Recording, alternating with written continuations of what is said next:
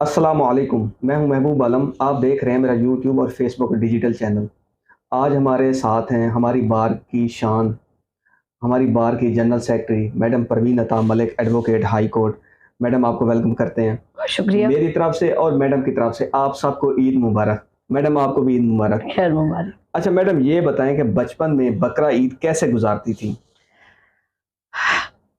बचपन क्या आपने याद करा दिया है बचपन। बचपन में मुझे याद है हम जो जानवर होता था ना, उसको रात को मेहंदी लगाते थे और फूल लेके आते थे और उसकी वो फूल जो है ना वो लड़ियों में पिरोते और हम्म। उसके सर पे लगाते। और हम जाते थे, हम खेतों की तरफ निकल जाते, खुद अपने हाथों से छोटा छोटा घास ऐसे तोड़ के लेके आते और हम जाके उस जानवर को खिलाते। सुना करते थे कि इसको खिलाने से सवाब मिलता है। तो हम्म। ये चीज़ें जो थी वो बचपन में इस तरह की हमारी ईदी गुजरती थी। और खाने की जब बात आती थी तो मेरा ख्याल में इतना खा नहीं सकते थे जितनी हमें खुशी जानवर को जो है वो सजाने संवारने की होती थी। मुझे भी मैडम याद है, जब हम छोटे थे तो जानवर को ईद से एक दो दिन पहले उसको नहलाना, उसको कलर लगाना, वो आज भी ऐसे लगता है ख्वाब की तरह, वो बातें आज भी याद हैं। अच्छा मैडम, बचपन में कितनी ईदी मिलती थी, सच सच बताएंगी? ऐसा तो याद नहीं है, लेकिन हमारा ज़माना जो था वो रुपयों वाला था, 100 वाला नहीं था। सही। हमारा ज़माना रुपयों वाला मतलब कह था। सकते हैं 5 रुपए 10 रुपए। हाँ, ऐसे ही कुछ मिलता था। हम्म। लेकिन उन पैसों की बड़ी खुशी होती थी। सही बात है। वो पैसे बंदा देख-देख के खुश होता है कि हमें ईदी मिली है। हम्म। तो बचपन की बात ही कुछ और थी। अब हमारी जो न्यू जनरेशन है ना, इन तमाम खुशियों से वो महरूम है। बिल्कुल ऐसे, सही हमने बात ये है। रिवायात जो है ना ये अब ख़त्म कर चुके हैं, ये नापैद हो चुकी हैं।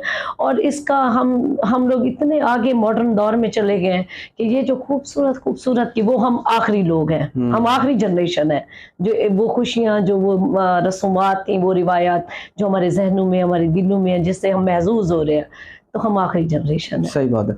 अच्छा मैडम, ईद से कितने दिन पहले आप ईद की तैयारी शुरू कर देती थी बचपन में? ईद की तैयारी हमने तो एक भी रट होती थी कि हमने ईद के कपड़े लेने हैं, हमने ईद के हम्म। कपड़े लेने हैं। तो वो मुझे याद है, मुझे तो कभी अपनी पसंद के कपड़े भी नहीं मिले। वो हमेशा मेरी जो बड़ी बहन है, वो अपने लिए सबसे अच्छे कपड़े लेके आती थी और मेरे लिए ऐसे पुराने-पुराने से, गंदे-गंदे से लेके आती थी। और मैं हमेशा कहती थी कि जो बाजी जो है ना वो मुझसे हसद करती है हम्म। और हमारे लिए जो है ना वो आम से कपड़े लेके आती है और अपने लिए वो ख़ास खरीदती है। फिर हम जब कहते हैं अम्मी ये देखें बाजी हमारे साथ ऐसे सलूक करती है, तो मेरी अम्मी हमें डाँट देती, क्यों नहीं, बड़ों को हर कोई देखता है, छोटों को कोई नहीं देखता। इसका मतलब है फिर चूड़ियां और मेहंदी। सच पूछे तो महबूब साहब, मैंने ना चूड़ियाँ, मेहंदी अपने अपनी शादी पे ये सब चीज़ें की हैं। मुझे तो याद ही नहीं था कि मैं चूड़ियाँ भी पहनी जाती हैं, हम्म। नोज़ पिन भी पहनी जाती है, इयररिंग्स भी पहने जाते हैं। मुझे तो ऐसा लगता है मैंने ये ख़वातीन की जितनी सारी चीज़ें हैं ना, ये फर्स्ट टाइम जब मेरी शादी हुई तो मुझे जैसे सजाया-सँवारा गया ना, तो तब मुझे फ़ील हुआ, अच्छा ये चीज़ें भी मैं पहन सकती हूँ, अच्छा ये हम्म। चीज़ें भी मुझे सूट करते हैं, मैं भी खातून हूँ। तो हम्म। मैं आपको पता है मेरी लाइफ़ ऐसी गुज़री है तो मुझे याद ही नहीं था। हम्म। और वैसे भी जिसके सामने कुछ मकासद हो ना, तो वो उसकी ज़िंदगी में बस वो सोच, वो मकासद, वो टारगेट रहते हैं, गोल्स रहते हैं जिसको अचीव करना होता है। फिर उसमें आम लोगों की तरह, आम ख़वातीन की तरह वो सोच नहीं होती, सही तो बात उस है। तरफ मेरी फिर सोच गई नहीं। हम्म। अच्छा मैडम, ईद पर बचपन में ईदी जो है वो अब्बू से लेती थी या अम्मी से लेती थी?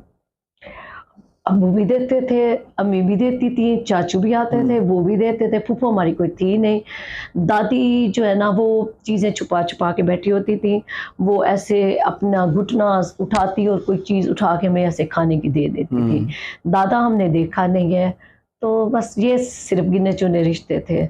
अब बचपन में जो है ईद पर रिश्तेदारों के घर जाना पसंद करती थी या अपने दोस्तों के पास? हमारे तो सारे जो रिलेटिव्स थे वो करीब-करीब ही घर थे। हम्म। हम क्या करते थे, हम गोश्त रखते थे प्लेटों में और हमारी माँ सारा दिन हमें ना ईद वाले दिन लोगों के घर भिजवा-भिजवा के गोश्त तक़सीम करवाती थी। हम्म। और मुझे तब कुछ कई बार अच्छा भी लगता था, कई बार बुरा भी लगता था। अच्छा इसलिए लगता था कि देखिए हम किसी के घर में गोश्त देने जा रहे हैं, और बुरा इसलिए लगता था मैं थक जाती थी। ऐसे छोटे-छोटे कदमों से इतना दूर जा के ना महबूब साहब, मैं फिर इरिटेट होती कि क्या मेरी माँ ने मुझे किस काम पे लगाया हुआ हम्म। है। अच्छा मैडम, ये बताएं कि कुर्बानी ज़रूरी है, करनी भी चाहिए। कुर्बानी के कौन सा ऐसा जानवर है जो आपको ज़्यादा पसंद है? देखें, जानवर जो खूबसूरत, नहीं, जो मेरा उसकी मतलब ये है रिक्वायरमेंट, कि बड़ा आप उस जानवर गोश्त या के हवाले से बात नहीं, कर रहे गोश्त हैं। नहीं, मैं उस खूबसूरती और एक पसंद की बात होती है कि बड़ा जानवर पसंद है या छोटा जानवर पसंद है आपको?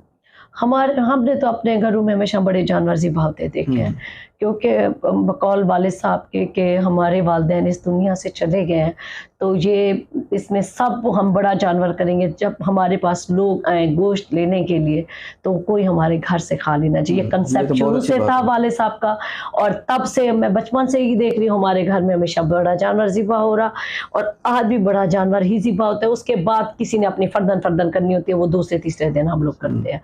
लेकिन पहले दिन हमारे यहाँ बड़ा जानवर ही नहीं ज़िबा। मतलब स्पेसिफिक जिस तरह इंसान को पसंद होता है, क्या आपको बकरा पसंद है या गाय या बछड़ा या कटा पसंद है? मुझे कटा अच्छा, कटा कटा बहुत पसंद पसंद है, कटे का गोश्त, ब्लैक कलर वाला? ब्लैक कलर वाला। सही है। अच्छा मैडम, कुकिंग खुद करती हैं या अम्मी करती हैं घर में? बचपन में ना कुकिंग की है, माँ ने बहुत करवाई है, हुँ, और ऐसा भी होता था सम टाइम कि मुझे ना तंदूर पे रोटी नहीं लगाने आती थी, तो ये जो जगह है ना, ये यहाँ स्टिक भी पड़ती रही है। अच्छा। सिर्फ ये एक काम था जिस पे स्टिक पड़ती थी कि नहीं आपने, और मैं हमेशा बचपन में कहा करती थी कि अल्लाह ताला ना मुझे ना ऐसा हस्बैंड ना देना कि जिसके लिए मुझे खाना बनाना पड़े। अल्लाह ताला मुझे ऐसा हस्बैंड ना देना, मुझसे काम नहीं होता। मैं ये काम नहीं करने अम्मा, लेकिन मैं अपनी अम्मा की वजह से सीखती थी, किए भी हैं, और कभी-कभी ज़रूरत पड़ने पे करती भी हूँ। लेकिन आज तक मुझे गरम तंदूर में रोटी लगानी आज तक नहीं आ सकी। अच्छा मैडम, शादी के बाद ये बकरा ईद जो है ये दूसरी ईद है आपकी।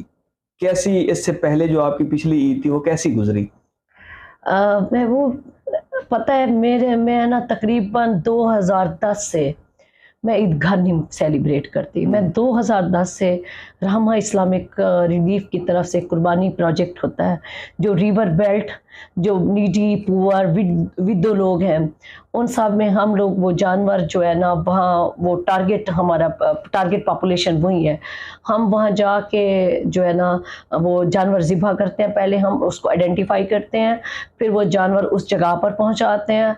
फिर हम ईद के 3 दिन हम कम्युनिटी में इन लोगों के पास जाके जो गोश्त जो है वो तक़सीम करवाते हैं। उसमें चौलिस्तान है, हुँ, उसमें आपका रिवर बेल्ट आ गया, आपके इर्द-गिर्द जो पुअर नीडी लोग हैं। तो मैं तकरीबन आप देखें 2010 से मैं Rahma Islamic Relief Pakistan, Rahma Islamic Norway के साथ ही काम कर रही हूँ।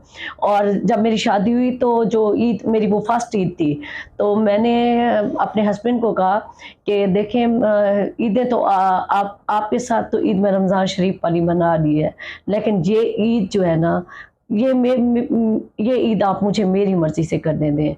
मैंने कहा देखें आप ये देखें कि मेरी वजह से कुछ लोग, अगर मेरी कोशिशों से कुछ लोगों के घर में खाना बनता है और वो गोश्त पका के खा सकते हैं, तो इससे बढ़कर मेरी ईद यही है, तो आप मुझे परमिशन दें। तो मैं जैसा आप मुझे लेने आए तो मैं गई नहीं, हुँ। और मैंने वो 3 दिन गुज़ारे, और 3 दिन बाद फिर जैसा आपके साथ ईद। आप ईद की मुनासबत से तशरीफ़ लाई, आपका बहुत शुक्रिया। बहुत शुक्रिया। जी। जहाँ रहें खुश रहें, अपना और मेरे चैनल का ख़याल रखिएगा। पाकिस्तान ज़िंदाबाद।